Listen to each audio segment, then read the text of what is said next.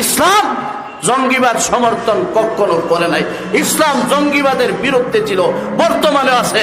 যারা ইসলামের গায়ে জঙ্গিবাদের দাগ লাগাইতে চা তারাই সন্ত্রাস। মনের মধ্যে অনেক জ্বালা আজকে, জানেন না, কথা বলতে ভয় লাগে না? আসলে মরতে তো হইব একদিন, ঠিক না ঠিক? যারাই বলে আমাদের বিরুদ্ধে, যারা সিআইডি করেন, গালি দেন, খেয়াল রাখেন ভাই, আমরা জঙ্গিবাদী না।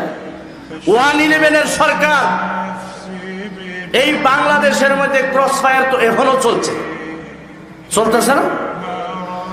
ওই ফখরুদ্দিনের আমলেও যখন রাইফেল দিয়া দেশ চালাইছে, তখনও কেউ কেউ ভারতে ফালাইছে, কেউ পাকিস্তানে, কেউ লন্ডনে, কেউ আমেরিকাতে, কেউ নদীতে লাশ ভাসছে। কিসের কারণে? ওই বিভিন্ন খারাপি দুর্নীতির কারণে, ঠিক না ঠিক? কিন্তু এই দেশের কোন মুসলমান আস্তিক পত্রিকা, নাস্তিক পত্রিকা, মুসলমান পত্রিকা, কোন সাংবাদিক দেখাইতে পারবে না, রিপোর্ট করতে পারে নাই এদেশের আলেম, এদেশের মাদ্রাসার শিক্ষক, মসজিদের ইমাম, ওয়াজ মাহফিলের শ্রোতা, ওয়াজ মাহফিল করাইনারা ক্রস ফায়ার হয়েছে, বাহিরে চলে গেছে।